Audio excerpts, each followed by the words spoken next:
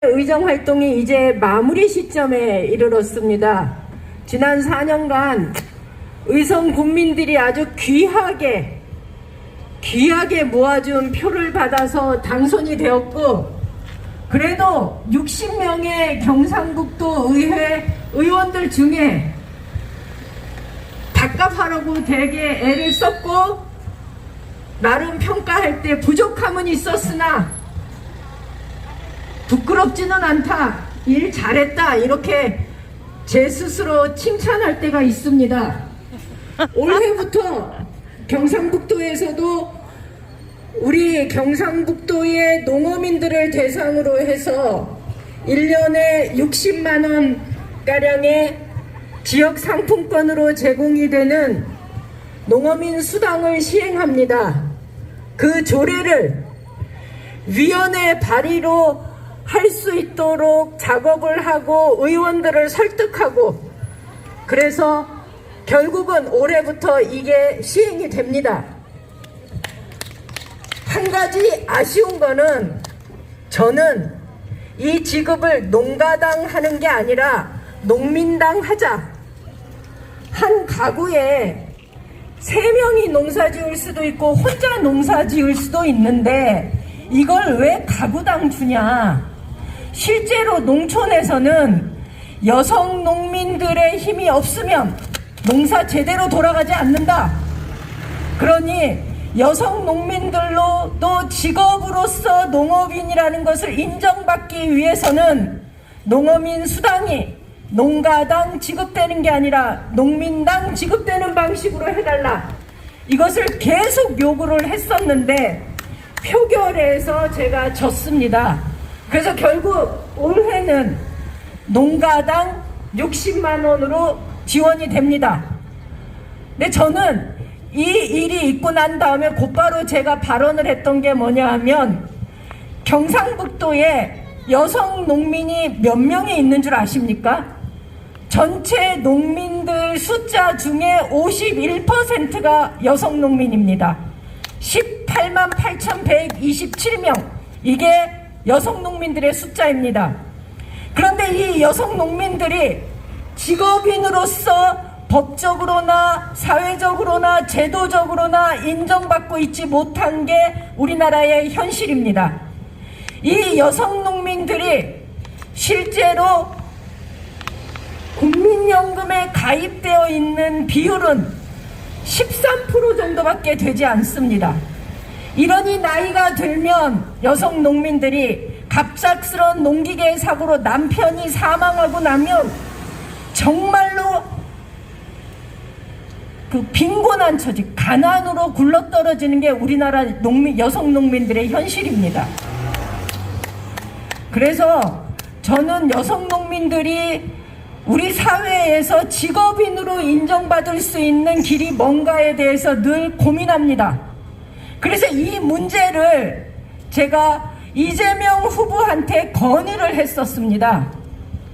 우리나라의 농가 중에서 여성 농민들의 비율이 51%를 차지하고 있는데, 여성 농민들이 죽으면 실제로 교통사고가 나서 사망을 했을 때 보험회사에서는 여성 농민들의 직업을 농업이라고 인정해주지 않습니다. 이거 얼마나 불합리한 일입니까? 그래서 이러한 제도적인 문제를 보완해달라. 그리고 여성 농민들이 평생을 노동을 하다 보니 젊었을 때는 일하고 나이 들어서는 모두 다 근골격계 질환으로 무릎 상한 사람 하나도 없고, 나이 60, 70대에서 자기 무릎뼈 가지고 살고 있는 사람이 도대체 몇 명이라고 생각하느냐. 다 인공관절 끼고서 사는 게 지금 농촌의 여성 농민들의 현실이다.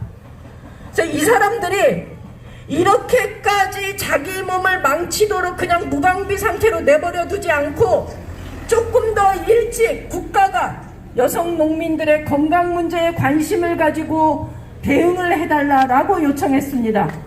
그랬더니 이재명 후보가 공약의 하나를 발표를 했습니다. 그게 바로 여성 농어민들 특수건강검진을 반드시 시행하겠다. 얼마나 멋진 후보입니까? 이 시골 구석의 도의원이 여성 농민들의 문제에 대해서 지적을 하고 건의를 했더니 이것을 공약으로 검토하고 즉각 발표해주는 후보 누굽니까? 이재명입니다. 이재명만이 이런 일을 할 수 있습니다. 올해 전국의 9,000명을 대상으로 시범적으로 여성 농민들 건강검진 시행합니다. 의성군이 그 대상이 될지 안 될지는 모릅니다. 그러나 우리 지역의 여성 농민들이 무릎이 다 닳고 따라서, 손가락 관절이 다 닳고 따라서 손가락은 휘어지고 구부러지고 손을 쓸 수 없을 정도가 될 때까지 자기 몸을 방치한 상태에서 농사를 짓는 것이 아니라 미리미리 건강검진해서 건강한 농민으로, 건강한 직업인으로 이 땅에서 살아갈 수 있도록 해야 되겠다. 이게 바로 이재명의 여성 농업인에 대한 정책입니다. 한번 찍어볼 만하지 않습니까? 어차피 주는 한 표, 나의 삶에 관심을 가지고 있는 후보한테 한번 찍어볼 만하지 않습니까? 찍어주십시오.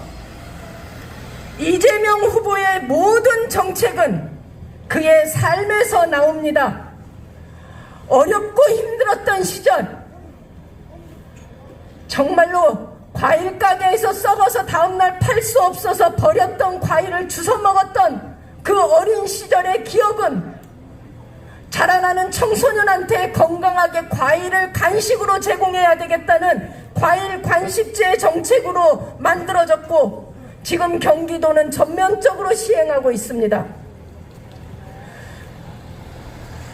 소년공으로 자신의 몸이 불구가 되어서 어쩔 수 없이 군대를 못 갔지만, 대한민국의 청년들이 군대를 가면 누구나 상해의 위험을 갖지 않고 안심하고 군대 생활을 할 수 있도록, 혹시 불행한 사고로 몸을 다치더라도 경기도에서는 경기도 청년은 경기도가 책임진다라는 생각을 가지고 경기도에 있는 군대 간 청년들한테 모두 다 상해보험을 들어주는,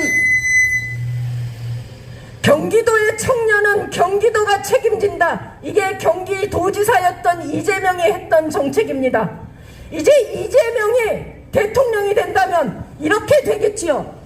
대한민국의 청년은 대한민국이 책임진다. 대한민국의 청년이 어디를 가든 그들이 불의의 사고로 고통을 받는다면 그것은 대한민국이 책임진다. 바로 대한민국은 이렇게 바뀔 것입니다. 한번 이재명 찍어볼 만하지 않습니까? 찍어주십시오. 사전투표로 56%가 의성에서 선거를 했습니다. 어쩌면 이 자리에서 걸어다니는 대부분의 사람들이 투표를 했을지도 모릅니다. 그런데도 불구하고 저희가 이렇게 이 자리에서 애타게 말씀드리는 이유는, 아직 선택을 못하신 분들 다시 한번 선택해 주십시오. 다시 한번 고민해 주십시오. 습관적으로 찍는 것이 아니라, 과거에 했던 대로 이왕 찍는 것, 똑같은 놈 찍는 것이 아니라, 일 잘하는 사람, 일 해본 사람 찍어주십시오. 요즘 무능들에 가면 마늘론에 구멍 뚫는다고 온 천지에 사람들이 깔렸습니다. 어떤 사람은 똑같은 인건비를 줘도 하루 반망도 못 뚫습니다. 어떤 사람은요, 똑같은 인건비 주는데 하루 종일 하면 한마디기 거의 다 뚫습니다. 여러분들은 어떤 일꾼을 쓰시겠습니까? 일 잘하는 사람 써야지요. 똑같은 인건비 주는데 뭐 하려고 반망도 겨우 뚫고 뚫는 법도 모르는 사람을 쓰겠습니까? 정치도 똑같습니다. 일 해본 사람이 압니다. 일머리 돌아가는 사람이 압니다. 준비되었습니다. 기호 1번 이재명 선택해 주십시오. 또 있습니다. 제가 이재명 후보에 대해서 이야기하고자 하면 오늘 밤을 꼬박꼬박 새도 다 못하지만 한 가지만 더 말씀드리겠습니다. 여러분들 폰을 한번 열어보십시오. 숱하게 가입되어 있는 단체 톡방에서 이재명은 도둑놈이다, 이재명은 거짓말쟁이다, 이재명은 사기꾼이다, 욕쟁이다, 이런 얘기 올라오는 거 믿지 마십시오. 욕을 할 때는 이유가 있는 거고 멀쩡한 사람이 그냥 욕하지 않습니다. 욕할 만한 사정이 있었습니다. 그리고 부득이한 경우였고 그거 사과했습니다. 윤석열 후보 자신의 부인의 비리 감춰주고 장모 사기친 거 봐주고 그럼에도 불구하고 대통령 후보 됐는데 사과한 적 있습니까? 사과 한마디 없습니다. 저는 사람을 보는데 기준이 있습니다. 자신이 잘못한 것에서 사과하는 사람은 다음번에 그러한 잘못을 저지르지 않을 것이라는 믿음 하나로 그 사람을 새롭게 봅니다. 그러나 사과할 줄 모르는 사람은 똑같은 잘못을 다시 저지릅니다. 대한민국 청와대는 범죄자들의 도피처가 아닙니다. 여러분들이 선택하는 투표로 대한민국을 일꾼이 일하는 장소로 만들 건지 아니면 장모와 본인과 본인의 비리로 얼룩진 세 사람의 범죄의 도피처로 만들 것인지는 여러분들의 선택에 달려 있습니다. 선택해 주십시오. 이재명 후보 대통령 만드시면 결코 후회하지 않을 것입니다. 저 임미애가 여러분들의 기대에 어긋나지 않기 위해서 정말로 노력했던 것처럼 더 많은 기대를 여러분들의 충족시켜줄 후보가 바로 기호 1번 이재명입니다. 저는 이재명이 경기도를 바꿨던 것처럼 성남시를 멋지게 바꿨던 것처럼 이재명에게 권한을 줬을 때 이 대한민국이 정말로 어떻게 얼마나 멋지게 바뀔 것인가를 생각한다면 가슴이 뜁니다. 이재명! 여러분들의 선택으로 3월 10일 가슴 뛰는 대한민국을 만나고 싶습니다. 기호 1번 이재명 선택해 주십시오. 고맙습니다. 이재명! 임미애 도의원의 힘찬 연설이었습니다. 대한민국은 세계에서 유일하게 분단 국가입니다.